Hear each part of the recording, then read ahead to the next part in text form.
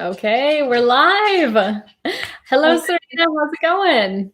Good. How are you doing? I'm good. I feel like the theme of my 2020 is like, wow, what a week it's been, and everything's going by so quickly. And it's just to the point where I'm like, okay, it's August, and I feel like I've been saying this for 4 months now. But yeah, time is flying. I can't believe we are already in week 6 of the program. But all good things. All good things. And, I think when life is this busy, it gives you even more appreciation for like making that space in your schedule to exercise and like take care of yourself. So, props to everyone who's on this ride with us and is, making that time for self-care and for exercise in the midst of our super crazy lives, because like that's a big deal. Like you should be congratulating yourself right now for making yourself a priority if it's all of your responsibilities. Exactly. And whatever the rest of 2020 has in store for us, or the rest of 2021, like we are still here. These bodies still need to move. We still have to find time for us. So props to all of you guys. But tonight's topic is one that I'm really excited to talk about because for those of you that got the email, like, yes, duh, we all know that protein is important for runners, but let's talk a little bit about why it's important and all the different types of protein, because there's a lot of protein noise out there. So let's try and cut out the crap and figure out what we really need to know about it. Yeah. So, I find in my private practice that there's still a lot of controversy around protein. So I don't know, some people may feel like they already know. And I think as an athlete, Sarah, who also like was competing in college, like you probably really understand the importance. But I do think there's a lot of people that are afraid of eating protein. There's some misinformation out there that it hurts your kidneys. I know a lot of people that are more on that plant-based side tend to think that we need less protein. But guys, we're in week 6 of our training, which means that you guys are out there, you're pounding the pavement, and I don't want to pretend I know the exact like physics behind it, but every time our foot like hits the ground and we have all this like metric force, like, whack in our body, we're kind of causing some muscle damage. And the way we repair that muscle is with increased protein intake. Our body doesn't have any place to store protein. We can store fat, right? We store body fat. We all complain about it 24 hours a day, right? We store sugar in our muscles and we store sugar in our liver. We have no place to store protein. So when you don't eat enough protein to support your athletic lifestyle, it comes right from your muscle mass, because this is the protein store. Even though we want to keep that muscle nice and strong, your body will like eat away at it in order to heal whatever injury you have to recover from your workout. So, don't get it wrong. Like as athletes, we do need more protein than the average Joe who's chilling on the couch. Yep, definitely. It's so important. And I think too, like maybe we can start with a lot of people, there's a more controversy around when you need to have that protein. So should we, split it up throughout the day, or is it something like, I just finished running. If I don't get this shake in me in the next 5 seconds, even if I'm about to puke, like my muscle mass is just going to be totally depleted. What are your thoughts on that? What a good question. So when it comes to protein intake, the way we optimally absorb it is by splitting it up throughout the day. So other than the pre-workout snack, I always say the pre-workout snack is a freak, right? We just want to have basically carbs in that snack. Mm-hmm. But every other meal and snack in the day that's not occurring before our workout or during our workout, emphasizing protein is a great idea. And the reason we want to split it up is because when we start to get into high intakes of protein, your body is no longer able to utilize it. It just kind of excretes it. So if you ever have someone making you some crazy protein shake with 2 or 3 scoops of protein powder, it's not necessary, right? Like save your money, just use that 1 scoop. We can absorb about 20 to 30 grams of protein at a time, which is about a palm portion of like meat or fish or tofu or Greek yogurt or eggs. So kind of splitting it through the day is a good idea. And in terms of Sarah's question of, the second you walk in the door from your workout, do you need to get that protein intake? Otherwise, you're jeopardizing your muscle mass. So that becomes more important to have some kind of protein and carb post-workout if you're working out twice that day.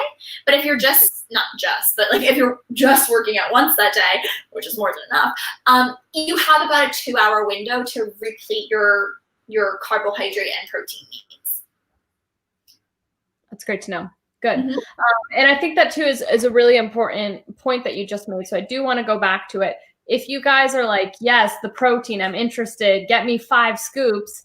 Okay. And correct me if I'm wrong, Serena, but maybe do you have 5 scoops throughout the day? So 1 scoop in the morning, 1 scoop, maybe, what do you think? Like 2 hours later, if that's something that you're like really interested in getting a ton of protein in your diet to see how it makes you feel. Yeah, so exactly. So you can absorb 20 to 30 grams at a time. So if you are having a protein powder where per scoop you're getting 20 grams and you put 2 scoops of protein powder in your shake, you're not absorbing some of that protein. So rather, if you split it up and have it every 2 to 3 hours, that's a way to really benefit from that anabolic or that muscle building effect of protein. You can't just like not eat protein all day and save it for dinner and have a big juicy steak. It doesn't work that way.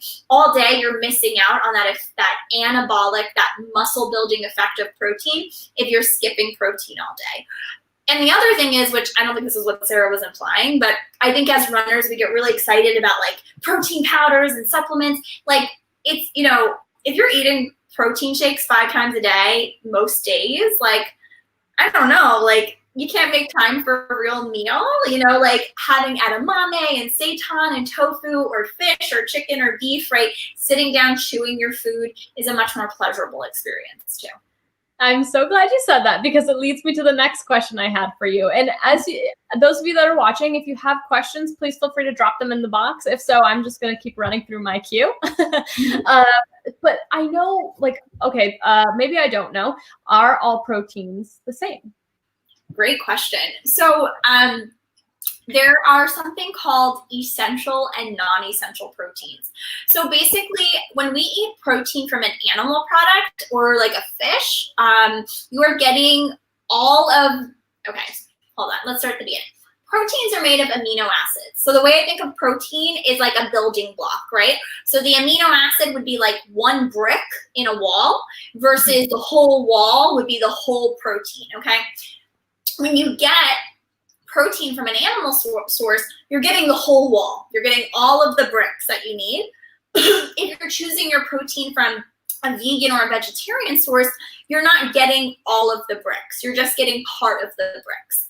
Now, they used to think there's some, old science hanging around that in order to make sure your wall was complete when you were eating vegan and vegetarian proteins, that you had to pair things together. But that's not how our body works, which I think is really cool.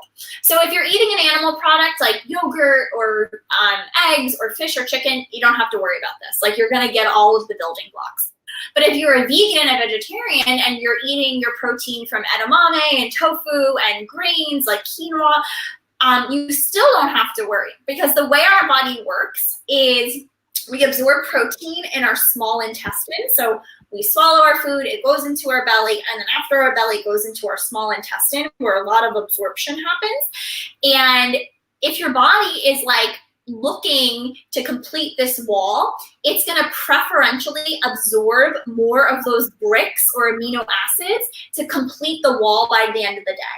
So vegans and vegetarians, unless you're literally only eating the same like 3 foods over and over again, like you don't have to stress about it, and you're going to complete your wall by the end of the day so that you can perform your functions that protein help your body with.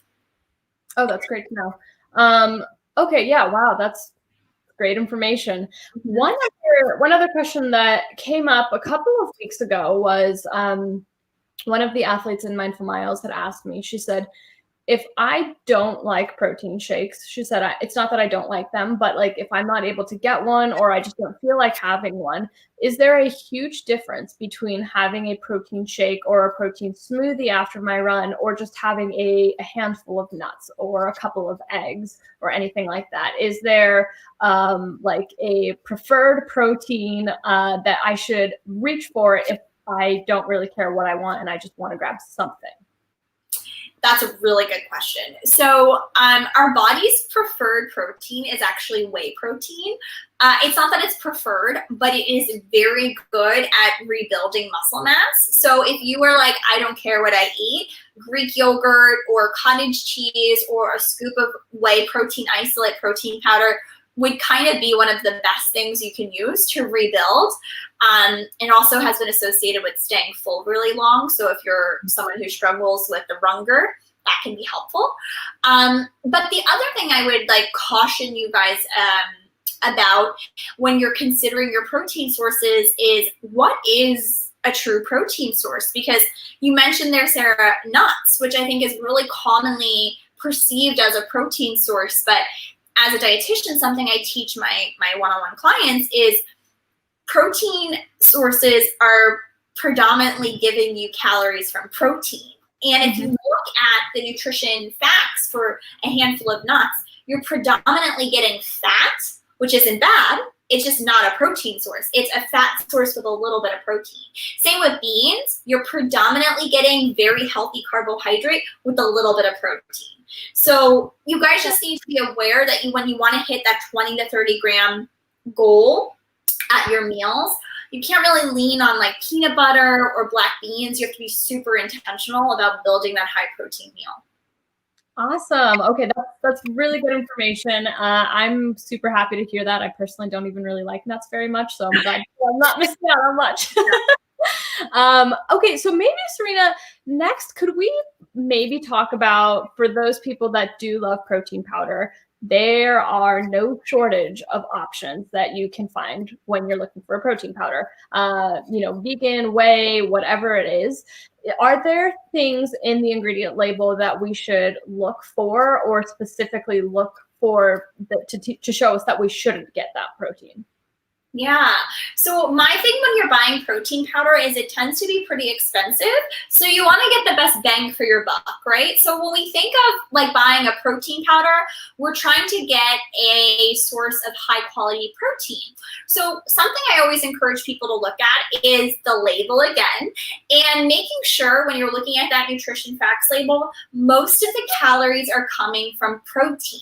Now, the reason for this is that fat sources and carbohydrate sources tend to be pretty cheap, right? Like if you go to the store or you're making yourself a smoothie and you want to, add some carbs, bananas are cheap, oatmeal is cheap, right? You don't want to spend $50 on this big tub for calories from carbohydrates, which you could get for 50 cents in the form of a sweet potato or a banana or some oatmeal. So we really want to be like conscientious of this because, really this is like a money thing, right? Like I want you guys to spend your money wisely. So they're expensive. So you would want to choose, when you're looking at that label, I always look to see, is the serving size 1 scoop or 2 scoops? Okay, because again, if the serving size to get 20, we're aiming for 20 to 30 grams of protein. So if it says in 2 scoops, there's 15 grams of protein, that's not going to cut it. You're going to go through that real quickly, right? Because it's 2 scoops at a time, and you're not even getting that 20 grams of protein that you need to stimulate muscle protein synthesis, right? That's the whole point. So I would kind of look at how many scoops do you need to have to get 20 to 30 grams of protein. How much fat is it? It should be very low, between 0 and 2 grams of fat per serving. How much carb is there? It should be very low, between like 2 to maybe 10 at the very most. That would be kind of high. Like grams of carb per serving. Most of the calories should be coming from that protein source. If you are a vegan, I recommend a pea protein.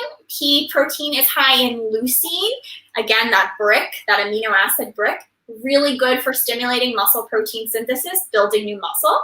And if you are not a vegan, whey protein isolate. Again, I already went through the benefits. And I actually have a link on my blog on teaching you guys how to pick protein powder. So I'll put the link here in the comments too. Perfect. Thank you so much. That'll be really helpful. That was a really good question. I'm trying to think. So we know that protein is pretty important. Are there any things that we should look out for to say, like, is there such thing as being deficient in protein? Like, what does that look like for a runner or an athlete? Yeah. I think I don't know. I don't want to say like you guys are at risk for having like, a protein deficiency. Like that would basically be like malnutrition. So that would be like kwashiorkor, like our belly would fill with fluid. Like most people probably aren't at risk for like true malnutrition. It happens. But in terms of like what you're looking for from you're not adequate in it, would be your recovery is poor, you're frequently hungry, like you feel like you can't go 1 to 2 hours without having something to eat. Those would be indications. If you feel like you're sore for like 2-3 days after a workout, that could be an indication of a bunch of things: more sleep, more rest, but also more protein could be part of your solution there. If you are feeling like, I think those would probably be the best indicators. Yeah. I think so. So Joan has a question. She wants to know, I have a bulletproof collagen protein. Should I just take it once a day? So thanks, Joan, for asking this question. So collagen protein, there's pros and cons to collagen. So collagen is an incomplete protein. So even though it's derived from an animal source, it was like they took it and they took a very specific part of like the full brick wall, and it's only part of it. So it's really rich in like glycine, like these specific bricks. Now, the cool thing about collagen is there's evidence to show that it's good for anti-aging, and it's good for like helping with cartilage from getting destroyed. So it's good for like vanity, but also good for athletes. And that's because it's this incomplete protein. It's like the same bricks over and over again are glycine, which is really good for anti-aging and for like protecting us from injury. So I think collagen is awesome once a day, like you said, Joan, to have the benefit, but I wouldn't want to replace like all of my meals with collagen protein, because then you're just getting the incomplete brick wall over and over again. And the therapeutic amount is probably in that like 1 scoop of the collagen. Mm-hmm. And is there such thing as too much protein? So if you have functioning kidneys, you don't have chronic kidney disease, then if you eat too much protein, you're just going to excrete it. So in terms of like, are you hurting your body? No. My question would be like, if you're eating too much protein, are you getting so full that you're not eating enough carb and you're not eating enough fat? Like, that would be more of my concern than like you're hurting your body with protein. And then, the other thing about having too much protein is really filling. So like, it's like one of those things when people are like eating tons of whey protein, like, it's uncomfortable. Like, they probably just don't know what they're doing. It's like a weird bodybuilder thing. But yeah. And you don't need to do that. You literally can't absorb more than 20 to 30 grams at a time. So, if you are like somebody who's trying to build muscle and you're trying to, or even like guys, if you're on a fat loss journey, while you're training for whatever you're training for, one of the best ways to burn fat and preserve our lean body muscle, again, is to increase that protein intake. So just being really intentional about getting 20 to 30 grams of protein at meals. And I do this with my athletes. It's hard. Like, it's not easy to get 20 to 30 grams of protein at each meal. So you have to be really intentional. And that's something I do with my clients is I help them get that goal at each meal, because it has like a myriad of benefits. And it's one of those things too, guys, that it's just like learning something new again. Like, it is very hard to find that protein and implement it at each meal. But once you get used to it, it's very easy to start implementing it. And it's not just, grilled chicken or protein powder. Like there are many, many sources of protein, and you probably do consume them, but we're just not aware of it because maybe we don't think about, looking at the nutrition label or thinking about what the food that we are about to eat is, what the impact will be on our body. So we do have a couple more questions. Cool. Joan followed up to say, I think this might just be a comment. My meals are really inconsistent, so it sounds like daily would be good. Thank you. Good thing. All right. We'll attack the inconsistent meals on another day. Yeah. Brenda wants to know if we can repeat the amount of recommended carbs and fat needed in protein powder. Yeah, totally. So Brenda, I would look out for, you would ideally want the serving size to be 1 scoop. And again, this is like, if you have to go through 2 scoops, then you're just going to use it much quicker, like use it up. And you want 1 serving to have 20 to 30 grams of protein in it. And then you want the fat to be minimal, between like 0 and 2 grams per serving. And then you want the carbs to be minimal, less than 10 grams per serving. And 10 is high. Like I would even go as far as say like less than 6 per serving. Got it. Are there any favorite brands that you want to drop? I was just going to say, I might as well list some brands. So Vega has some good vegan choices. They have different types, so just look out because some of them are like meal replacements that'll have that carbohydrate. But Vega is good. I really like Blue Bonnet is a whey protein that I really like. Their strawberry flavor is very delicious. I really like... I'm remembering the company name. Gauge Girl Training makes a protein powder, and I cannot remember the name of what they call their protein powder, but they make a really excellent whey protein powder as well. And I also, for vegans, I love Nuzest, N-U-Z-E-S-T. It's really yummy. If you have digestive issues, they make a kind with probiotics that I really highly recommend. It's really yummy. Gauge Life, okay. So Gauge Life Nutrition Supplements is the protein powder I recommend for whey protein. Awesome, very cool. Side note, Nuzest just finished a like a Strava challenge or something. So if you guys are on Strava, make sure you check out the challenges tab within the app, because a lot of these really great companies will offer things like, if you run a 5K, we will give you 20% off, or we will send you samples or something really cool. So make sure, if you are, we are living in the world where we need the points for whatever we do. So make sure you're getting your points. But if you guys have questions about like where to find those or anything, just DM me. I'm happy to help. Okay, so Brian wants to know, what is the limit in 20 to 30 grams of protein at a time? I think you're asking like how to space them out. So I would say like 2 to 3 hours spacing those, the intake of the 20 to 30 grams. Okay, gotcha. Mm-hmm. All right, I think that's it for the questions right now. Yeah, we've just got a lot of thank yous. So we can start to wrap up. One thing that I do want to circle back to is Serena is a really incredible dietitian of ours, guys.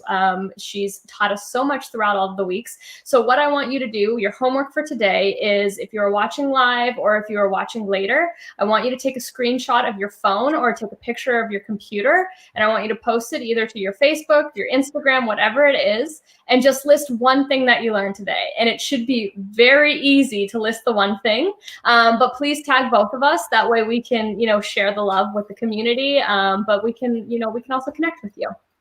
Oh my God, that is the best idea. I'm like gonna cry. I love that idea so much. Oh man, well, we are all just so grateful to you and your knowledge and all of the fueling that you're giving us. Race day is just over 2 weeks away, and I think it's going to be the best one yet. I'm so excited.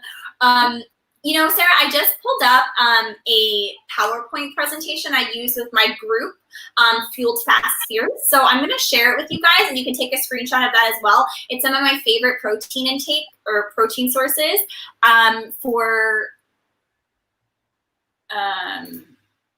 sorry, I'm trying to figure out how to share my screen. It's some of my favorite proteins. So this is a little sample of something I teach in Fueled Fast Fierce, which is my group coaching nutrition program. So if you guys want a list of some great protein sources here, you know, I think the obvious ones are the meat sources and the fish ones, but like Sarah was saying, to get 20, 30 grams of protein, it's not all about just eating chicken all day, right? We can get creative with some of these vegan sources, and I have some really awesome recipes I give to my Fueled Fast Fierce athletes so that they can learn how to get that 20 to 30 grams of protein without just eating grilled chicken morning, noon, and night. Awesome. This is so helpful. Thank you for sharing that, Serena. Those of you that are watching live, I hope you screenshot it so that next time you're in the grocery store, you can check it off. A couple people are asking about the post. Post it to your social channels, Facebook or Instagram. I'm at Mindful Miles Sarah. Serena, you are at? Serena Marie RD. Simple as that. All right. Thanks, everyone. We'll chat with you next week. And Serena, I will speak with you soon. Hey, thank you so much, guys. Have a good night.